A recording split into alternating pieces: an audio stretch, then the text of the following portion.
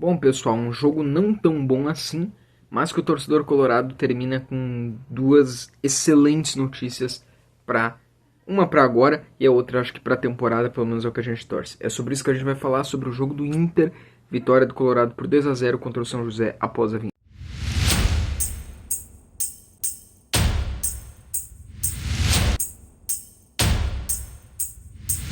Bom, pessoal, vamos lá. O Internacional então foi escalado com Anthony Braga e Vitão, Vitor Gabriel Bernabei, Fernando, Alan Patrick, Thiago Maia, Wesley, Rafael Borré e Wanderson.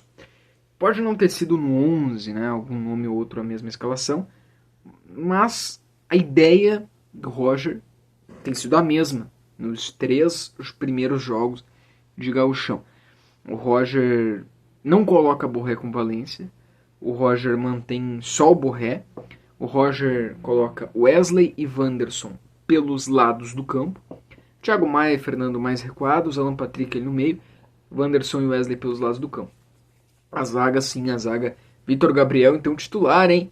E olha que o Internacional já tem à disposição Kaique Rocha, né? Já tem o Rohel, já tem esses nomes já à disposição. E o, merecidamente, Vitor Gabriel no gauchão está como titular. Claro que o Roger não vai... Por exemplo, esse guri, ele não é para ser o titular da temporada. Ele vai estar ali, vai estar ganhando as oportunidades dele. E mérito, tá? Ele estar ali. Bom, o jogo do Internacional, com todo respeito, foi um jogo feio. Né? Eu falei aqui no começo, antes da vinheta, que foi um presente para quem assistiu o jogo. O torcedor colorado hoje teve dois presentes por ter assistido esse jogo. Porque não foi um jogo bonito, mas assim, com todas as ressalvas. O jogo não foi ruim porque o Inter é ruim. O jogo não foi ruim porque o Inter não vai ganhar nada na temporada ou toda essa terra arrasada. O jogo foi ruim porque a grande maioria dos jogos de começo de temporada são assim. Né? A perna mais pesada, o Inter que voltou a menos tempo que os times do interior, o time ainda se encontrando, talvez alguns que estão em campo não sabem nem do seu futuro na temporada como é que vai ser, às vezes tu não sabe como é que tá a mente ou fisicamente cada atleta entre si, é apenas o terceiro jogo oficial da temporada, então tem que ter essa calma e é normal, e a gente tem que se acostumar com isso, né? Foi bem costumeiro de um jogo de primeira fase, é o terceiro jogo do ano, tá? Foi um jogo ruim, foi um jogo feio de se ver, o Internacional não jogou bem, não foi uma excelente partida do Inter, que na raça encontrou a vitória. O primeiro tempo, 14 minutos de jogo, e aqui eu abro parênteses pro VAR. Tá? O VAR hoje foi um personagem importante da partida, porque ele expulsa o jogador do São José, que fez uma falta que se o Alan Patrick tivesse colocado de uma forma diferente, sei lá, um pé um pouco mais no chão, enfim, de maneira como ele tivesse com o seu corpo, o Alan Patrick poderia ter se lesionado feio. E a gente não deu muita bola para isso. Só quando passou o replay que a gente notou, opa, é para expulsão. Então parabéns pro VAR.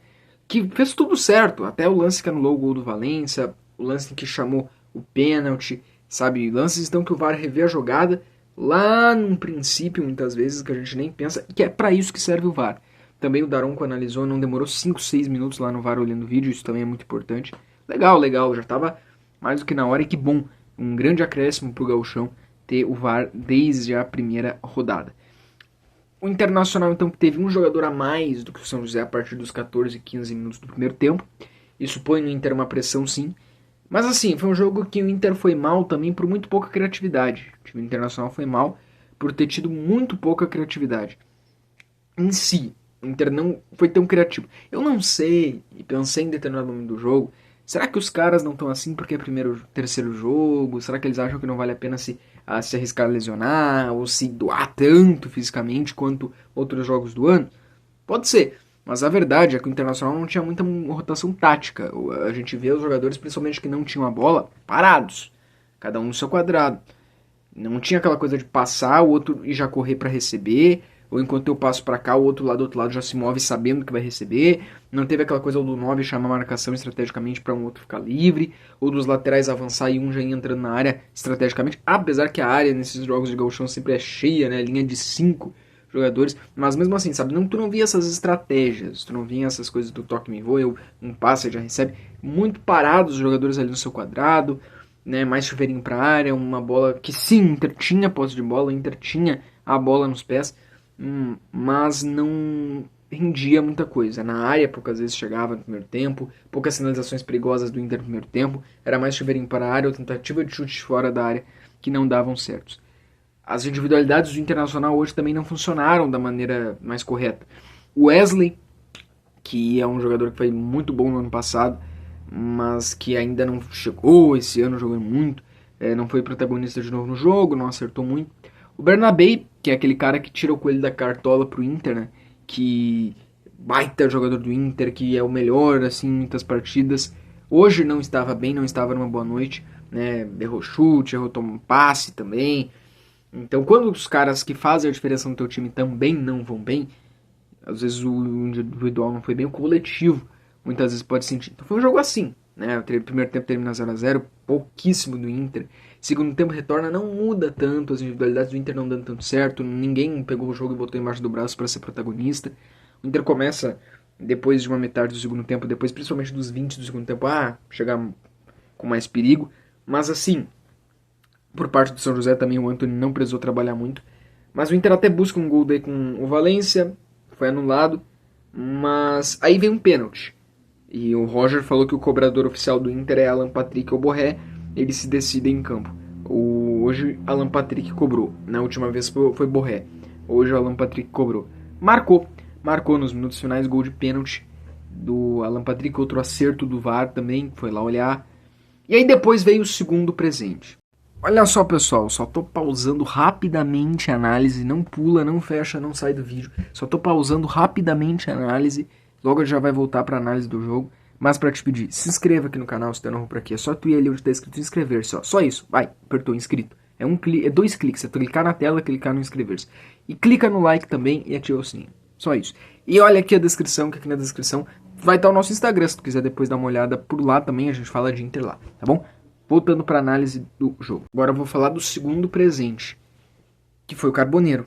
Que boa notícia, né? O jogador que entra, faz um golaço, é um jogador que entrou, fez um golaço no segundo ou terceiro chute dele, dá confiança, vai ser muito elogiado, dá confiança para ele, pro segmento, dá confiança entre a torcida, dá confiança para ele para os próximos jogos. É isso. Primeiro jogo, estreia, e já aproveitou o que talvez nenhum jogador do Inter fez nos 90 minutos, ele fez naquele chute, naquela ousadia. Então, muito bom ter isso do Carboneiro. Então, pra mim é isso. É um jogo onde o Internacional tem 2 presentes ou 2 boas notícias. Os 2 presentes que o torcedor do Inter ganhou por ter assistido a um jogo assim.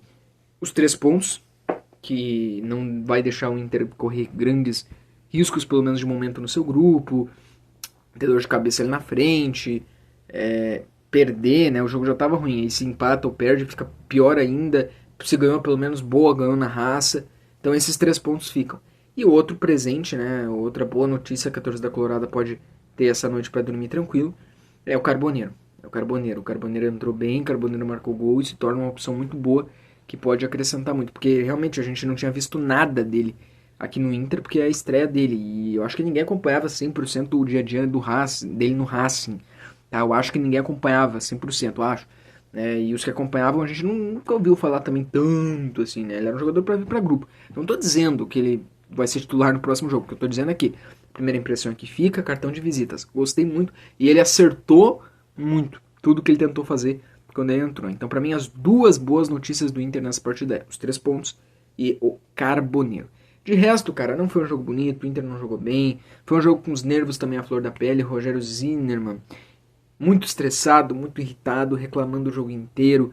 Tomou cartão amarelo, por pouco não foi expulso. De treinamento até o Alan Patrick chegou para conversar com ele. Era um jogo onde os jogadores estavam reclamando muito com o árbitro. Mas mais uma vez aqui, o VAR acertou tudo hoje no jogo. Não foi um jogo bom do Inter. O Inter tinha bola, mas não rendia isso em criatividade. Um jogo bem ruim mesmo, que poderia ter terminado com um fiasco do Inter em ter empatado com um jogador a mais. Mas que o Inter conseguiu nos minutos finais, na raça pelo menos, buscar ali com pênalti e com a boa notícia da noite, a segunda boa notícia da noite para o torcedor colorado, que é o Carboneiro. As 2 boas notícias da noite, os 3 pontos e Carboneiro. Mas é isso, cara, tá? Tranquilidade, não é nada de excepcional que aconteceu hoje para um jogo assim dos primeiros, né, do ano, tá bom? 3 pontos e Carboneiro. As boas notícias da noite para o torcedor colorado. Valeu!